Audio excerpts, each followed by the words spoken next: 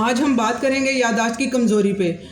छोटी छोटी बातों को भूल जाना, बात करते हुए अल्फाज ना मिल पाना अपना जुमला कंप्लीट करने के लिए, रोज़मर्रा के जो काम है वो सही तरह से परफॉर्म ना कर पाना, सोच में गुम हो जाना, डिसीजन ना ले पाना, ये सारी चीज़ें स्टार्ट हो चुकी हुई होती हैं और लोगों को पता भी नहीं होता है कि उनका मेमोरी लॉस हो रहा है, वो डिमेंशिया की तरफ जा रहे हैं। जब ये काफ़ी हद तक उनका लॉस हो जाता है तब उनको समझ आती है, उनके फैमिली मेम्बर्स भी उसको नहीं समझ पाते हैं।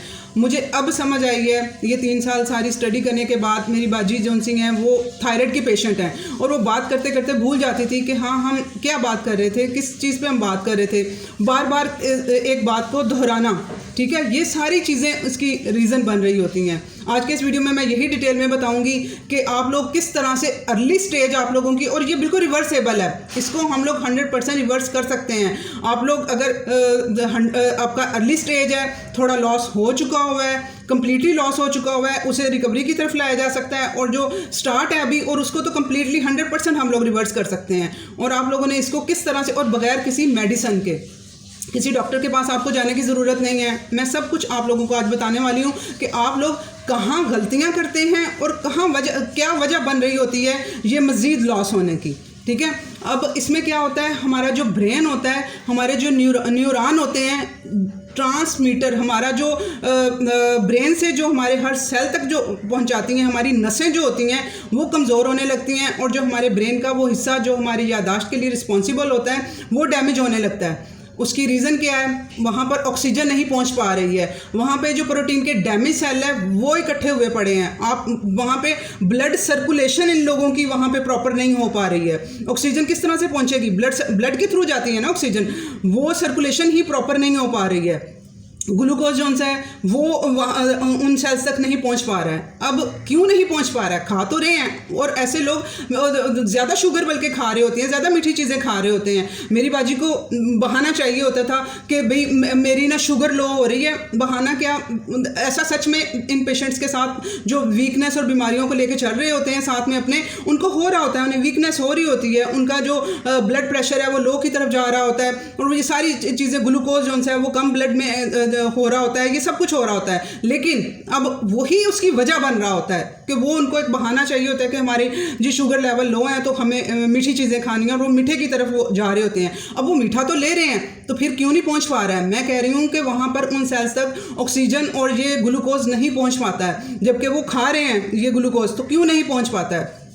उसकी रीज़न ये हो जाती है कि जो हमारा ब्रेन है वो उसका ग्लूकोज के जो वहाँ पर पहुँचने का जो है, जो सारा प्रोसीजर और वहाँ पे जो सारे ट्रांसमीटर जो हैं वो नहीं पहुँचना बंद हो जाते हैं। वो सारा जो प्रोटीन और सारी इस तरह के जो ऑक्सीडेटिव स्ट्रेस और सारी चीज़ें वहाँ पर इकट्ठी होना स्टार्ट हो जाती हैं, लेकिन वो यूटिलाइज ब्रेन नहीं कर पाता है। ब्रेन का वो हिस्सा जिसने याददाश्त को कंट्रोल करना होता है वो वहाँ तक ये दोनों चीज़ें नहीं पहुँच पा रही होती। अब होता क्या है, हमारा जो ब्रेन है वो कीटोन्स को ज़्यादा पसंद करता है। अगर हमारी बॉडी के अंदर ग्लूकोज भी है, कीटोन्स भी हैं, उन दोनों में से वो सिलेक्ट करता है कीटोन्स को यूज़ करने के लिए अपना फ्यूल, एज अ फ्यूल। जो न्यूरॉन्स होते हैं वो एज अ फ्यूल यूज़ करते हैं कीटोन्स को, उसे लाइक करते हैं। अब कीटोन्स क्या होते हैं, जो हमारे जिस्म में फैट जो डिपॉजिट हुआ होता है, जो फैट बर्निंग प्रोसीजर के दौरान ये कीटोन्स आते हैं, ठीक है। जब हमारा, मैं कहती हूँ कि मैं अक्सर, आप लोगों ने मेरी वीडियोज़ में सुना होगा कि मैं कहती हूँ कि अपना मेटाबॉलिज्म ठीक करें, अपनी फ़ैट को, तभी बर्निंग स्टार्ट होगी फ़ैट की जब आपका मेटाबॉलिज्म ठीक होगा,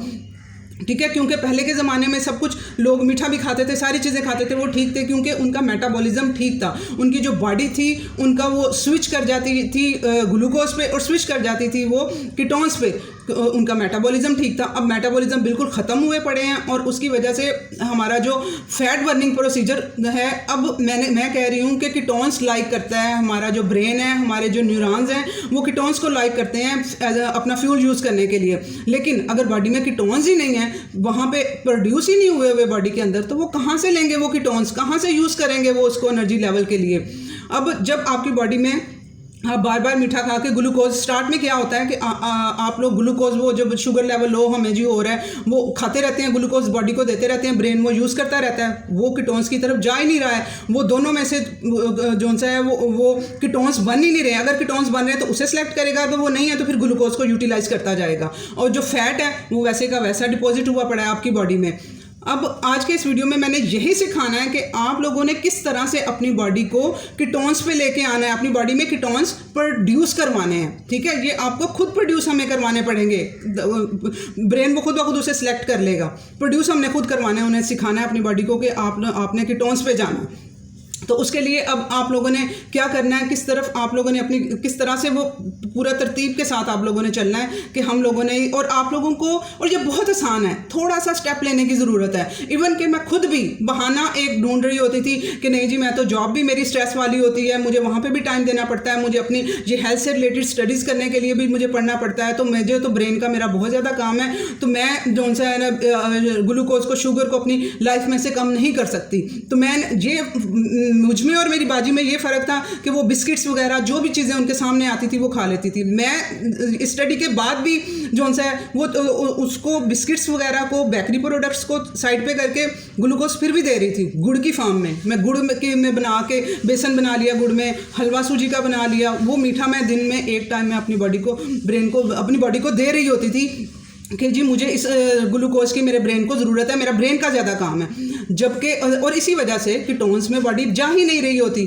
हम लोग उसे ग्लूकोज किसी ना किसी बहाने से प्रोवाइड करते जा रहे होते हैं। तो अब इसके लिए क्या करना है कि हमें अपने ग्लूकोज को, अपने कार्ब्स को कम करना है। ठीक है, जो कार्बोहाइड्रेट्स हैं वो अपनी बॉडी में कट डाउन करने हैं, कम आना है। और कार्बोहाइड्रेट भी मैं कीटो डाइट के लिए नहीं आप लोगों को कहती हूँ कि कीटो डाइट करो, कीटो डाइट नहीं, मैं उस अपनी आप लोगों को एक ऐसी तरतीब में लेके चल रही हूँ कि जिसमें जो यही तो मैंने 3-4 सालों में सीखा है कि हम लोगों ने कार्ब्स भी देने हैं तो अच्छी क्वालिटी के कार्ब्स देने हैं। फ्रूट्स के थ्रू हम लोगों ने, अगर कोई ग्लूकोज मीठा हम लोगों ने देना है तो वो थोड़ा उसके फ्रूट्स के थ्रू हम लोगों ने लेके आना है और कीटोन्स पे अपनी बॉडी को लेके आना है।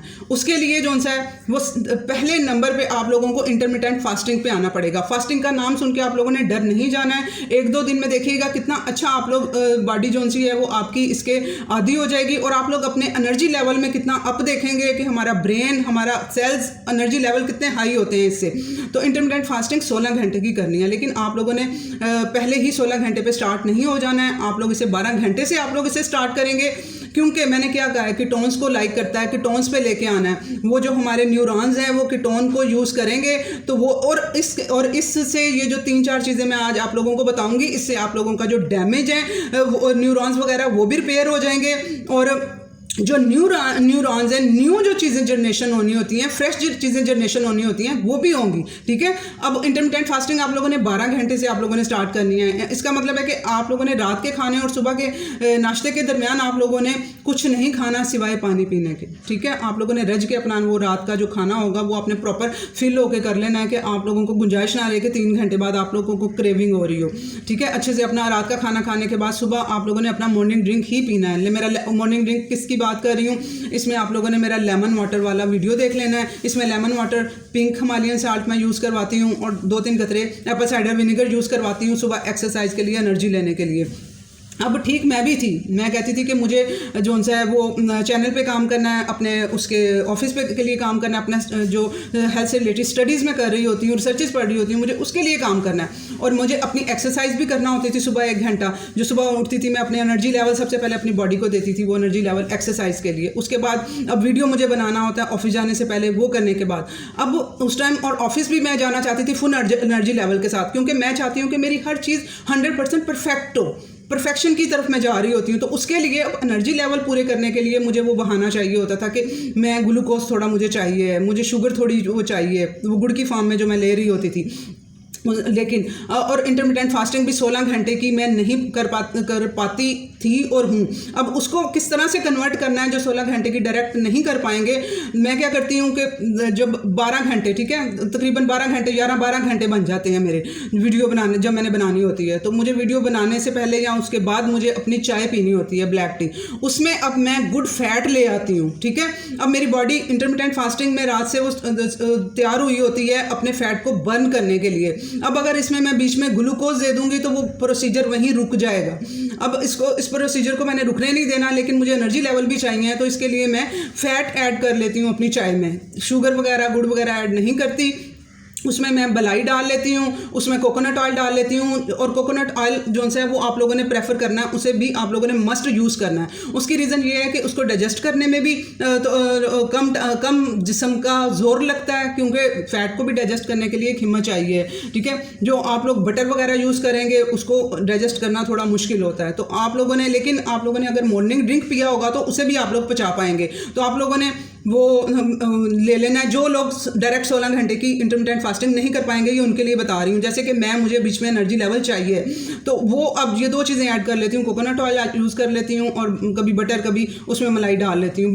बटर की बजाय अगर मलाई घर में है तो 1 चम्मच वो डाल लिया करेंगे, तो उससे थोड़ा उसकी कड़वाहट भी थोड़ी कम हो जाती है ब्लैक टी की।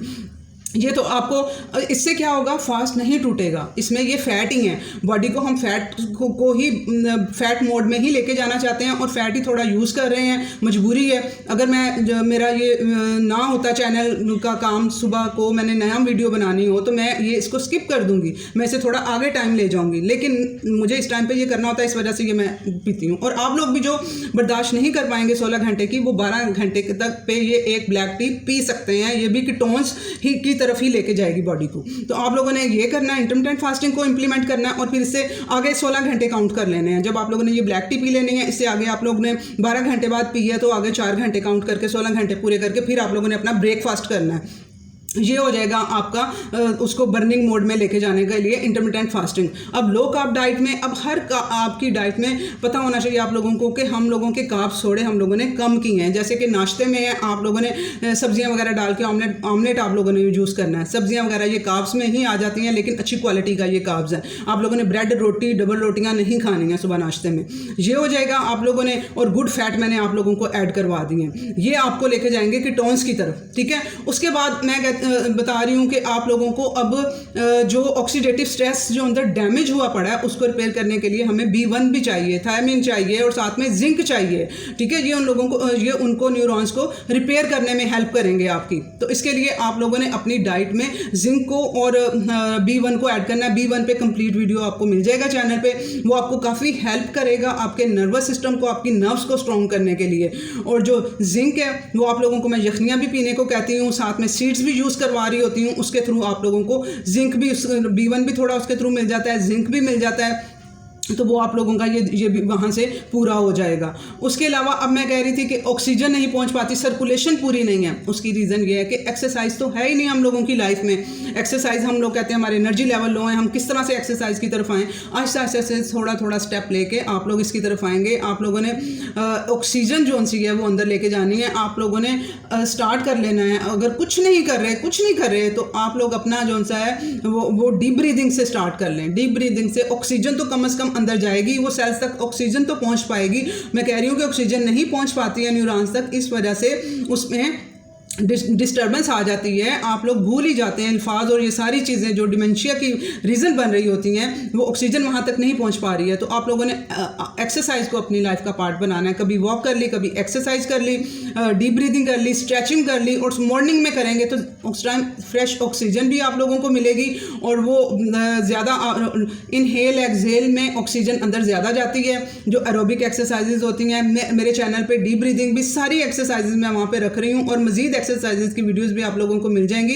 एक्सरसाइज को आपने लाइफ का पार्ट बनाना है। तो ये चीज़ें आप लोग अगर करेंगे तो आप लोग डिमेंशिया को देखेंगे कि आपकी ये चीज़ें, आपकी ये जो कंडीशन है रिवर्स होने लगेगी। इवन के जो बुरी कंडीशन में भी चले गए हैं वो भी अपनी इस रिवर्सल की तरफ आ सकते हैं। और आपके जो बुजुर्ग हैं, स्पेशली जो डायबिटिक पेशेंट हैं, जो आपके बड़े बहन भाई या आपके अम्मी अबू हैं, वो बहुत तेज़ी से इस तरफ जा रहे हैं। आप लोगों को फील नहीं हो रहा है। और जब ज़्यादा लॉस हो जाता है, फिर जाके वो एक मैं ड्रामा देख रही थी, उसमें ये मैंने देखा तो मुझे हुआ ये मुझे ज़रूर ये टॉपिक लोगों तक पहुंचाना है ताकि वो अपने बुज़ुर्गों की हेल्प कर सकें, ठीक है। वो उनको अब ये मत समझें कि उनका इतना ज़्यादा लॉस हो चुका हुआ है, वो अभी रिवर्सल की तरफ आप लोग ले जाएंगे उनको। अगर आप ये सारी चीज़ें उनको इम्प्लीमेंट कराएंगे, 12 घंटे से प्यार से इंटरमिटेंट फास्टिंग की तरफ लेके जाएंगे, कार्ब्स उनकी डाइट में कम करेंगे, गुड फैट ऐड करेंगे, डीप ब्रीदिंग उनको करवाएंगे, थोड़ा एक्सरसाइज, थोड़ा स्ट्रेचिंग की तरफ लेके आएंगे, थोड़ा वॉक की तरफ लेके आएंगे, तो बिल्कुल गुड चेंज आ जाएगा हमारी सोसाइटी में। प्लीज़ इसे शेयर करें, बहुत से लोगों को इसकी ज़रूरत है। अल्लाह हाफ़िज़।